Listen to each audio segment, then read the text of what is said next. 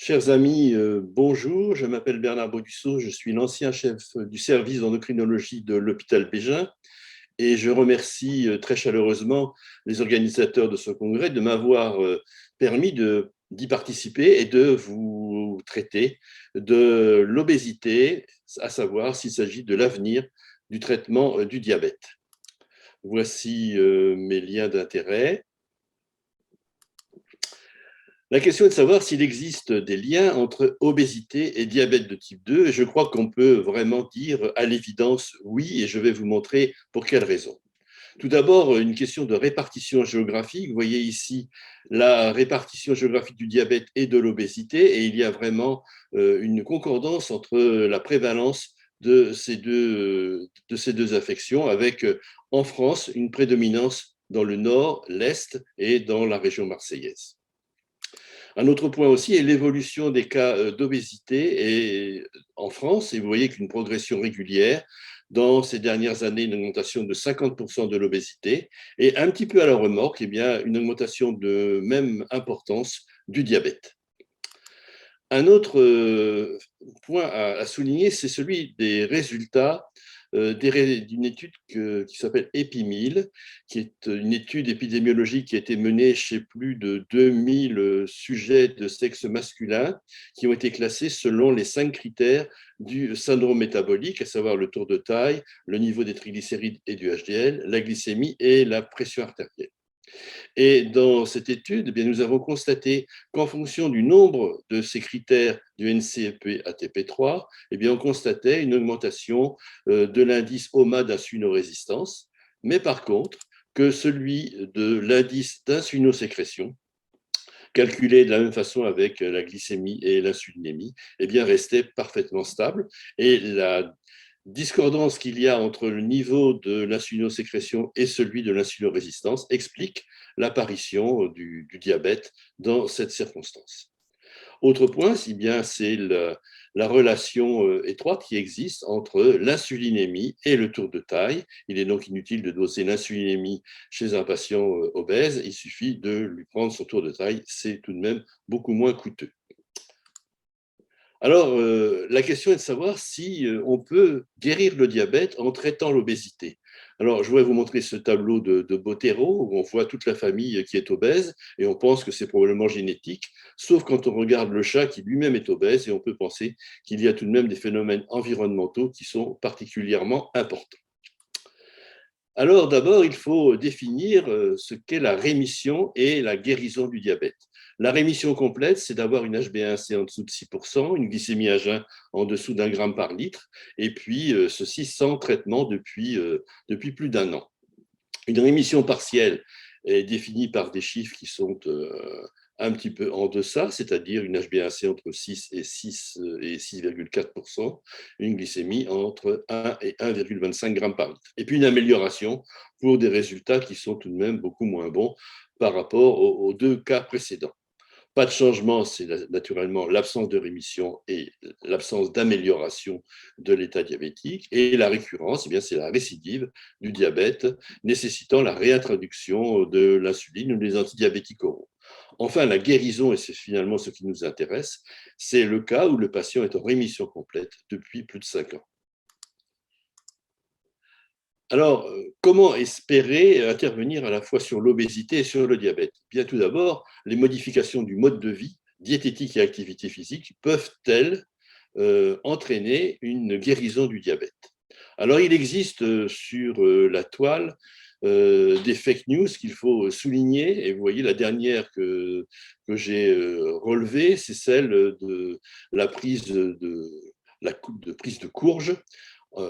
Pressez et buvez un verre de courge tous les matins à jeun pendant 7 jours et vous serez guéri du diabète. Mais la conclusion que j'avais faite de cette fake news, c'est qu'il ne faut pas prendre les diabétiques pour des courges. Alors, les interventions sur le mode de vie, il y a eu beaucoup d'études qui ont été réalisées, notamment chez des sujets prédiabétiques. Vous voyez, la DPP, l'étude d'Aquin, qui est une étude chinoise, et la DPS, une étude finlandaise. Et l'on voit que les modifications du mode de vie diététique et activité physique sont tout à fait efficaces et même meilleures que la prise de metformine, notamment dans la DPP. Une étude récente, qui est l'étude directe, a enregistré les résultats à 2 ans qui montre que le maintien d'une rémission du diabète de type 2 est possible après le suivi d'un programme de perte du poids. Et parmi les patients diabétiques de type 2 en surpoids ou obèses ayant suivi ce programme, 46% avaient atteint une rémission à 12 mois et étaient encore en rémission à 24 mois pour 36% d'entre eux. Et au total, 70% des patients avaient maintenu une perte de poids de 15 kg à 24 mois et étaient en rémission de leur diabète. Et naturellement, l'atteinte de la rémission est d'autant plus facile que la perte de poids est importante, mais ceci nécessite un coaching particulièrement efficace. Une autre étude va dans le même sens, qui a été menée au Qatar chez des patients originaires du Moyen-Orient, d'Afrique du Nord, associant diététique et activité physique, une étude randomisée sur 58 participants en ouvert. Et dans le groupe intervention, et bien là aussi, on avait proposé des techniques un peu radicales, substitut hypocalorique pendant 12 semaines, puis réintroduction progressive d'une alimentation structurée et équilibrée pendant 12 semaines, et puis enfin une phase de consolidation pendant 6 mois.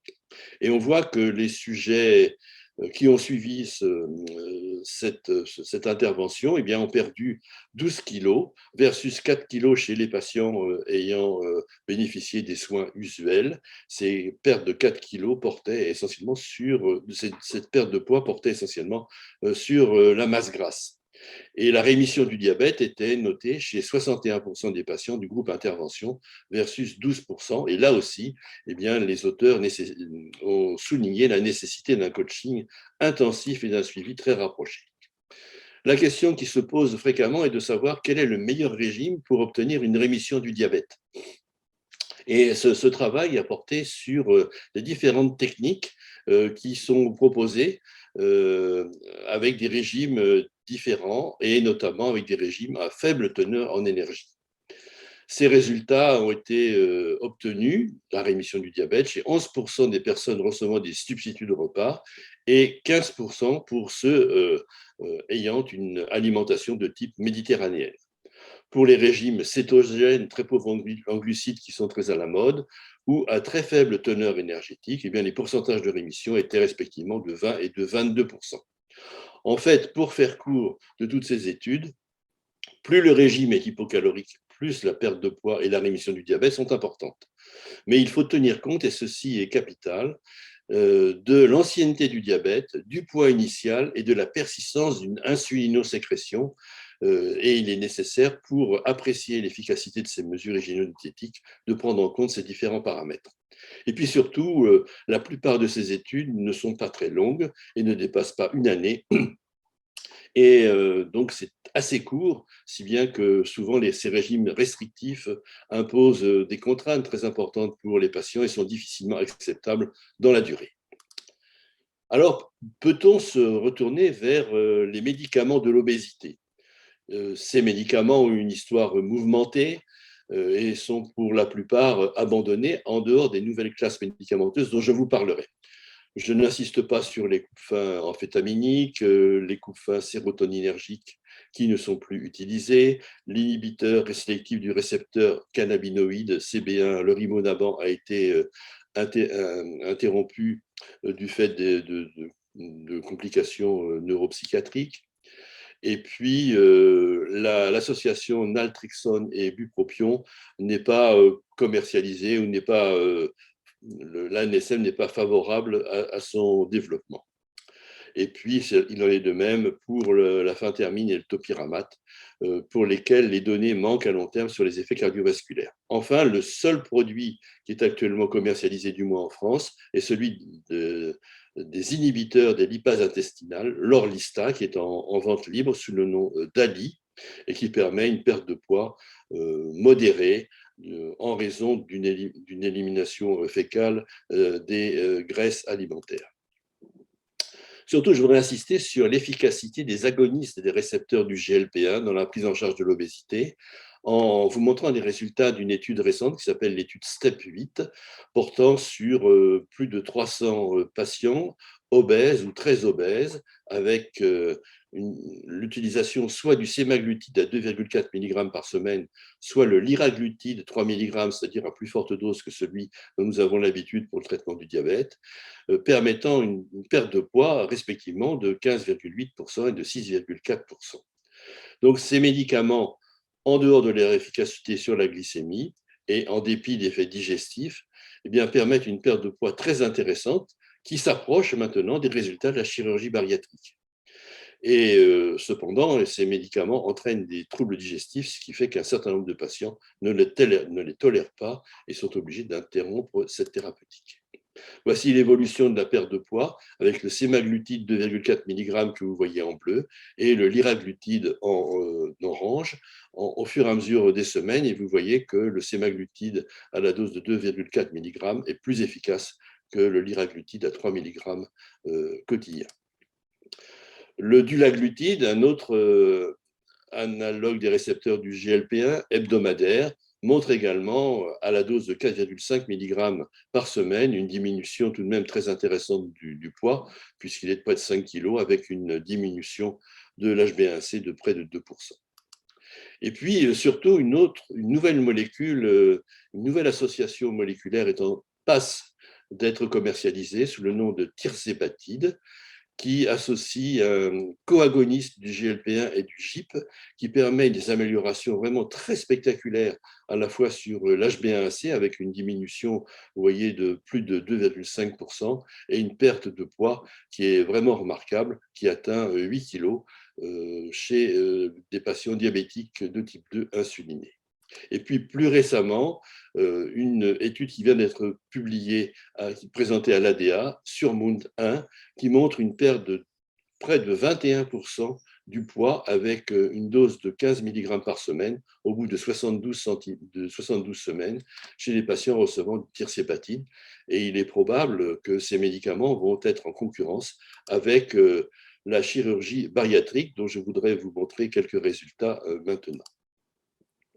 Vous le savez, il existe plusieurs techniques de chirurgie bariatrique, l'anneau, la sleeve, le bypass, la dérivation biliopancréatique, et on voit que la rémission du diabète est croissante en fonction du type de ces techniques. La dérivation biliopancréatique, qui est la plus efficace, entraîne une perte de poids de 30 à 40% du poids initial et une rémission du diabète dans 98% des cas.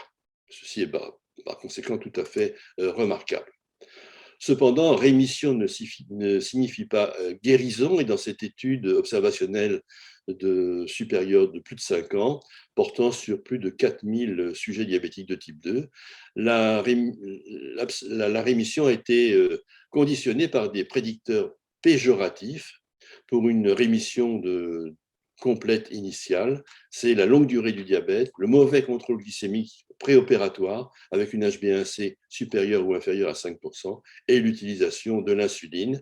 Il est certain que les patients insulinés avec un mauvais équilibre du diabète ne sont pas de très bons candidats à la rémission avec la chirurgie bariatrique. Et puis, on voit ici l'évolution selon les différentes techniques, modification du poids, et on constate que la rémission du diabète et l'incidence des nouveaux cas, toute procédure dans l'étude SOS est tout de même moins spectaculaire, puisque à 10 ans, eh bien, la rémission n'est plus observée que dans 36% des cas, et l'incidence des nouveaux cas de diabète est multipliée par 7 à 10 ans.